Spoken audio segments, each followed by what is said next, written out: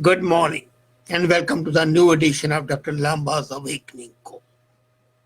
Yesterday, for the first time, President Trump was very critical, very vocal about his disappointment with India.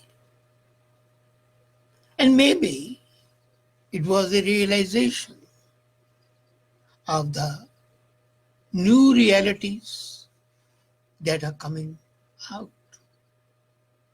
It looks as if what I had talked of about 4 months back about the emergence of a quadrilateral, rather as a Pentagon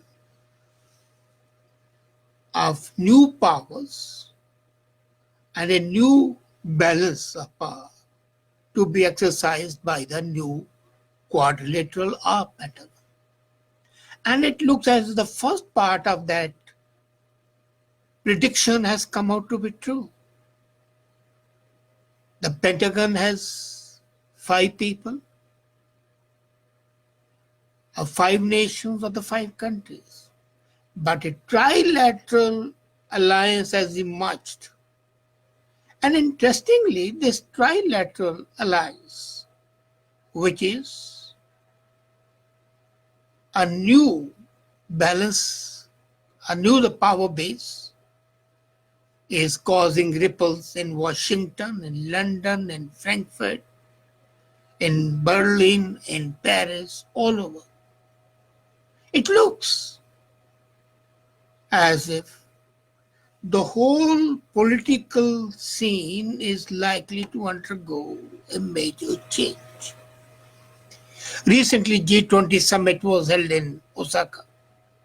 But on the sidelines, a trilateral meeting was held between Russia, China, and India. And this June 28 meeting is in fact a milestone in the creation of a new alliance, which I predicted to be ultimately of 5 major countries. This trilateral will be joined by Japan and Israel.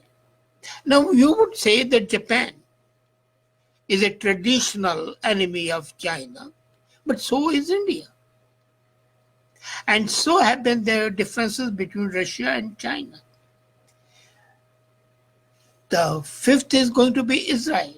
Again, you might say that Israel depends a lot on USA, but depends a lot on India as well. So these 5 countries would be the power brokers in the new geopolitical situation. But let's confine our attention to this trilateral, which has clearly emerged. And would you believe this has been a second meeting in a row in one after the other. For 12 years, there was a break. And this cooperation highlights 2 things. One, that the role of the Western powers, especially of USA, is on the up.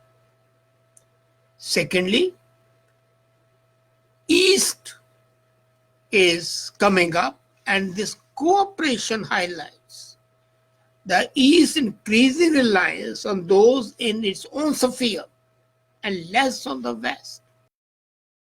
West is no longer going to be the arbiter or a power that will impact and influence East. So Oriental and Occidental forces come into play. And Russia, which although at times it calls itself a Western power, a European power, is aligning itself with East. It is a very pragmatic approach. And if I quote South China Morning Post, which quotes President Xi, it's quite revealing. China, Russia, and India should take global responsibility to safeguard the fundamental and long-term interest of these countries in the world. Fundamental and long-term interest and global responsibility. The word global responsibility used by President Xi foreshadows the shape of things to come. These words are remarkably similar to the language that has been used in the last 2 months. In the last 2 months, May and June, there were 6 meetings between President Putin and President Xi. In 2 months, 6 meetings between these two heads, and India was always kept in the loop. And this is the second meeting with India. Trilateral, but there have been bilateral meetings between Xi and Modi, between Putin and Modi. So the web has been developing slowly. Now, after the meeting, diplomats reported very sensibly that Russia, India and China are laying the groundwork for equal and indivisible security architecture in Eurasia. So it's not only Asia, it's not only the East, but Europe is also going to be impacted. As a matter of fact, all the former Soviet countries, parts of the Soviet countries, Slovakia, Lithuania, Latvia, and name them, we are the earlier members of the Warsaw Pact, are likely to come back to Russia, if not as a merger, but as an alliance. They have realized that the EU is not going to help them materially because EU is more interested in West Europe rather than in the East Europe. So the type of the language used by President Xi and President Putin show the importance between these three leading powers of East. And this is a monumental change in the status quo of the Cold War period. The Director General of the Chinese Foreign and Asian Department had a talk, and he says that this meeting is a framework for future cooperation between these countries and their deep-seated friends. Now, the emphasis is on the, excuse me,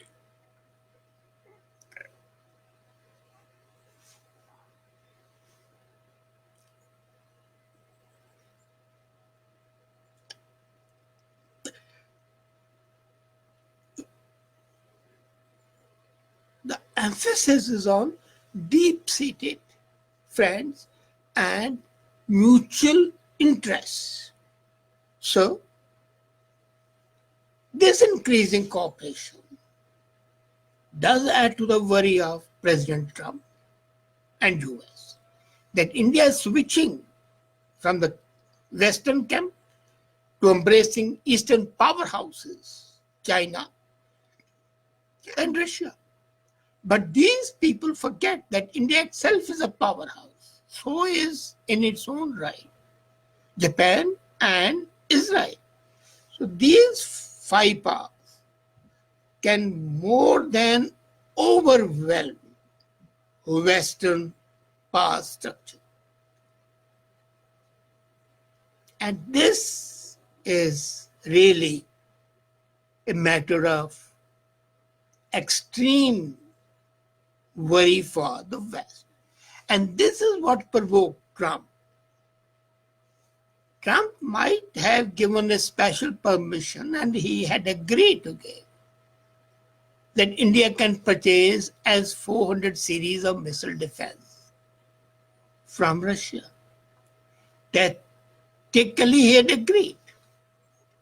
And one time, permission was going to be there. But the provocation by India in raising the tariffs added some to the worries of Trump, but When this meeting took place and the implications of this meeting were discussed and revealed, Trump came out very forcefully and condemned and criticized India. Now, on the other side, India has maintained its cool. It has not been provoked by the outburst by Trump.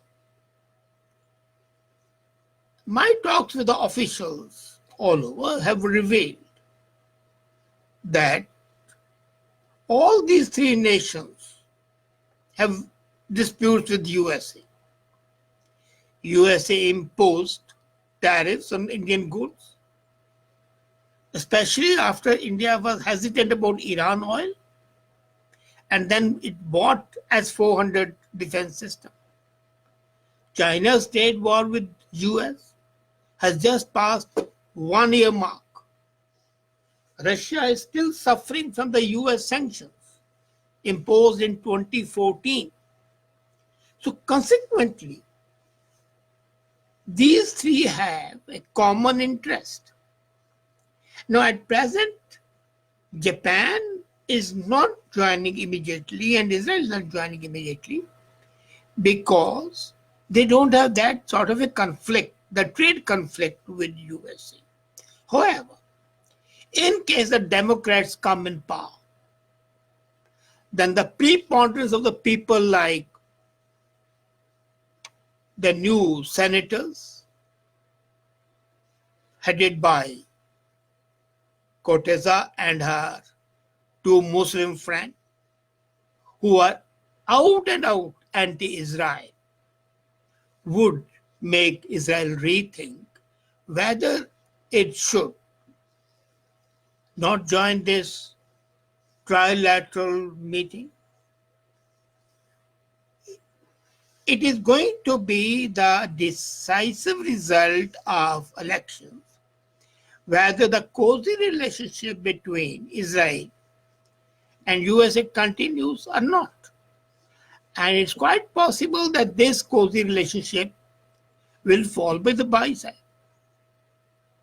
In case that happens, Israel will come up openly. Now, Israel and Saudi Arabia also have close ties. Now, they are no longer enemies. So the whole power structure is undergoing a change.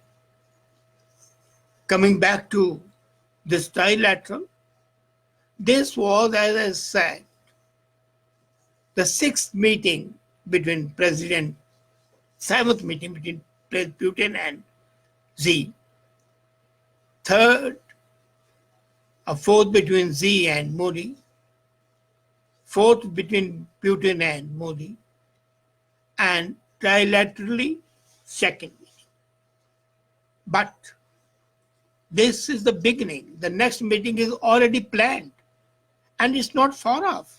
They are meeting in September and they are going to meet in Russia this time, where Indian Prime Minister would be a guest of honor.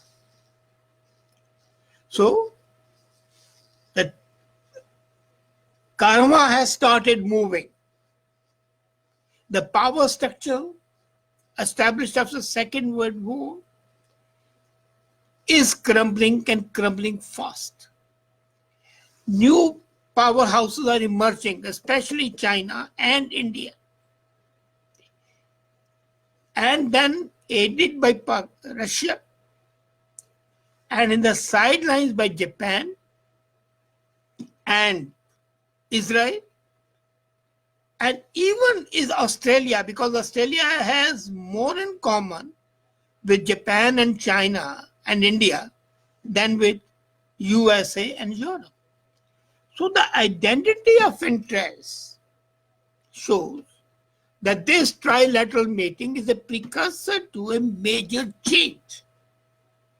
And this major change can be a cataclysmic change for the global order, but it can be a death knell for the power structure headed by West and USA. This change also heralds another thing, and that is that the local small countries in East have to accept the overpowering impact of this trilateral relationship. China would support India in future, not oppose India. And that sends a message to Pakistan. It also sends a message to the other littoral powers like Maldives and Mali. And Maldives, considering this, had cancelled the agreement it had signed with China, and China agreed to the cancellation so that India can step in its shoes. So this trilateral relationship, which as a part of my prediction is the first part of the Pentagonian alliance of the East, shows that the East is on the march, that the East is going to rule the roost in the new order, that it's the East which will call the shots and not West, not USA.